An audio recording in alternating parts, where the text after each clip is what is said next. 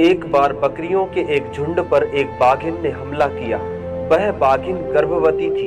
उसी समय एक शिकारी ने भी उस पर तीर चला दिया, जिससे उसकी मृत्यु हो गई।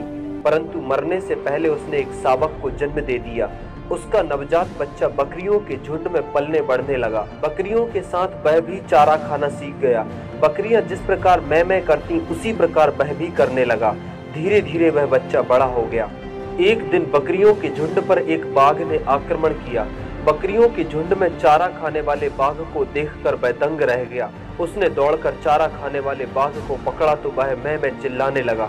वन का बाघ उसे जबरदस्ती घसीटकर तालाब के पास ले गया और उस पर चिल्लाते हुए बोला, जरा पानी में अपनी परछाई देखो, ध्यान से देखो, तुम बिल्कुल मेरे जैसे दिख रहे हो। चारा खाने वाला बाघ स्वयं को बाघ मानने को तैयार ही नहीं हुआ। वह तो बार बार मैं चिल्ला रहा था, परंतु वन के बाघ ने उसे जबरदस्ती उसका चेहरा दिखाया। फिर क्या था, अपना सच्चा स्वरूप जानते ही बाघ के आनंद का ठिकाना न रहा। वह आनंदित व प्रफुल्लित अनुभव करने लगा। वह खुशी के मारे बल्लियों पर उछलने लगा। सरोवर में उसने भी जी भरकर मीठा जल पिया और वन में जाकर एक जोरदार गर्जना की। उसकी भयंकर गर्जना सुनकर वन के सभी जीव भयबस कांपने लगे और अपनी जान बचाने को इधर उधर भागने लगे।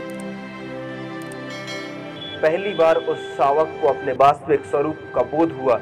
तब वन के बाघ ने उससे कहा, अब तुम समझ गए ना, जो मैं हूँ वही तुम हो। चलो अब तुम भी मेरे साथ वन में चलो। इस प्रकार वन के बाघ के संपर्क में आते ही बकरियों के झुंड में रहने वाले बाघ का जीवन बदल गया और वह बिल्कुल बाघ की तरह से अपने वास्तविक स्वरूप में रहने लगा। मनुष्य का जीवन भी तो बकरियों के झुंड में रहने वाले उस बाघ की तरह ही है, जो सुख पाने के लिए विषय भोगों के पीछे भागता फिर रहा है। यह भाग दौड़ पिछले कई जन्मों से बदस्तूर जारी है।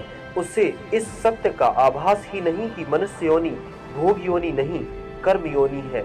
इस भाग दौड़ में मनुष्य भूल जाता है कि अन्य पशु पक्षी एवं जीव तो भोग योनि में है, इसलिए भोगों के पीछे भागना उनकी नियति है।